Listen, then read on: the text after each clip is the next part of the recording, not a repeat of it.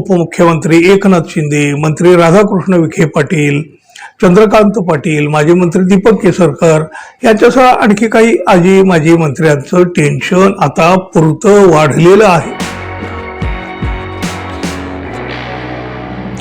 मित्र हो, नाशिकचा भोंदूबाबा अशोक खरात याचं जे काही प्रकरण आहे ते प्रकरण आता फक्त त्या अशोक खरात पुरतं मर्यादित उरलेलं नाही, तर त्यानं अवघं मंत्रिमंडळ हलवून टाकलेलं आहे, हादरवून सोडलेलं आहे. पहिली विकेट गेली ती रुपाली चाकणकर यांची, पण एवढ्यावर हे प्रकरण थांबत नाही. मंत्रिमंडळातील अर्धा डझनपेक्षा अधिकचे मंत्री या खरात फाईल्समध्ये अडकल्याची मोठी चर्चा गेल्या 2-3 दिवसापासून सुरू आहे. यातले कुणी गप्पा आहेत, कुणी खुलासे करीत आहेत, तर कुणी सारवासारव करण्याचा प्रयत्न करीत आहेत. भोंदूबाबाच्या जाळ्यात अडकलेले हे मंत्री कोण याची उत्सुकता तशी सगळ्यांनाच लागून राहिलेली आहे. त्यातली काही नावं तर समोर आलेली आहेत. या अशोक खरात याच्यामुळं आपली विकेट पडते की काय, आपल्याला मंत्रिपदाचा राजीनामा देण्याची वेळ येते की काय याची भीती सुद्धा काही जणांच्या मनात आहे. मुख्यमंत्री देवेंद्र फडणवीस यांनी या प्रकरणामध्ये थेट SIT नेमली. चौकशीचे आदेश दिल्यामुळं खरात बरोबर संबंध असणाऱ्या सर्वांचेच धाबे दणाणलेले आहेत. खरातच्या सोबत काही आजी माजी मंत्र्यांची छायाचित्र आणि व्हिडिओ सोशल मीडियामध्ये व्हायरल झालेले आहेत. खरातशी कुणाचे नेमके काय संबंध आहेत याबाबत सुद्धा मोठे तर्कवितर्क लढवले जात आहे. खरात फाईल्स बाबत संबंधिताकडे आता संशयानं देखील पाहिलं जाऊ लागलं आहे. यामध्ये बघा, जलसंपदा मंत्री राधाकृष्ण विखे पाटील यांचा सुद्धा एक फोटो आहे. मग हा फोटो आल्यानंतर त्यांनी खुलासा सुद्धा केला आणि त्यांनी थेट एकनाथ शिंदे यांच्याकडे बोट दाखवलं. एकनाथ शिंदे मुख्यमंत्री असताना एकदा शिर्डीला आले होते, त्यावेळी त्यांनी खरात याच्या मंदिरात जायचं असल्याचं सांगितलं. मग काय, त्यावेळी मी पालकमंत्री यांना त्यांच्या स्वागताला त्यांच्यासोबत होतो. एकनाथ शिंदे पूजा करायला आत गेले आणि मी जिल्हाधिकाऱ्यांच्या सोबत बाहेर थांबलो, अशी सारवासारव आता या विखे पाटील यांनी या भोंदूबाबा खराताच्या प्रकरणामध्ये केली आहे. म्हणजे एकनाथ शिंदे हे मुख्यमंत्री असताना तिथे गेले होते हे त्यांनी अधोरेखित केलेलं आहे. तत्कालीन मंत्री दीपक केसरकर यांनीच आग्रह करून तिथे नेलं होतं असं सुद्धा राधाकृष्ण विखे पाटील म्हणतात.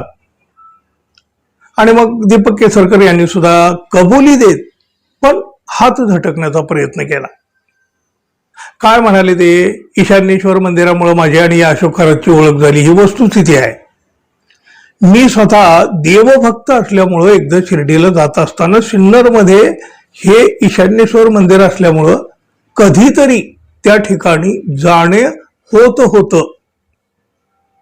खरात याच्याशी बाकी तसा माझा काही संबंध नाही, असा खुलासा शिंदे गटाचे हे नेते माजी मंत्री दीपक केसरकर यांनी या खरात प्रकरणामध्ये त्या व्हायरल फोटोवरून या आरोपाबाबत त्यांनी ती केला. भारतीय जनता पक्षाचे मंत्री चंद्रकांत पाटील यांची सुद्धा ते या खरातच्या सोबत एक फोटो समोर आलेला. शिवसेनेचे नेते रवींद्र धंगेकर यांनी नेमकं या फोटोकडे बोट दाखवलेलं आहे. पाटील यांनी पुण्याला काळेमा फासण्याचं काम केलेलं आहे. त्यांचे फोटो पाहिले तर खरात कोणीतरी एक मोठा माणूस आहे आणि पाटील हात खांदे खाली करून उभे आहेत, जणू पाटील काही विधी करत आहेत असा संशय येतो. पाटील यांचे खरातशी काय संबंध या संदर्भात खुलासा करणं गरजेचं आहे असं धंगेकर यांचं म्हणणं आहे.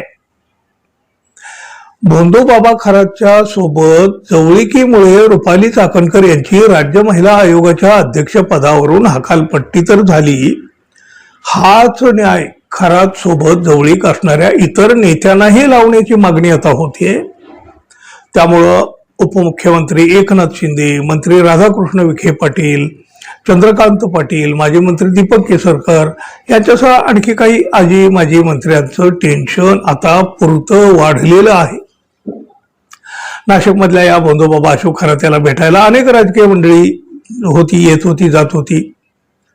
खरात सोबत उपमुख्यमंत्री एकनाथ शिंदे यांचीही सलगी असल्याची छायाचित्र आता समोर आलेले आहेत.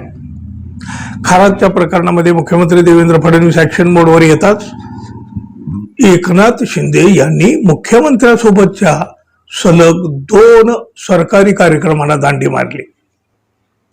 शुक्रवारी महाडमधल्या चौदार तळ्याच्या कार्यक्रमाला आणि लोकभवनातील दीक्षांत सोहळ्याला शिंदे अनुपस्थित राहिले.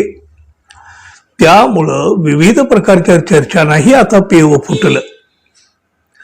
महिला आयोगाच्या अध्यक्ष रुपाली चाकणकर यांचं जे झालं तेच या मंत्र्यांच्या बाबतीत सुद्धा होणार का? खरं तर याची उत्सुकता अवघ्या महाराष्ट्राला लागून राहिलेली आहे. पाहूया आगे आगे होता है क्या. मित्र हो, धन्यवाद. पुन्हा भेटू. नमस्कार.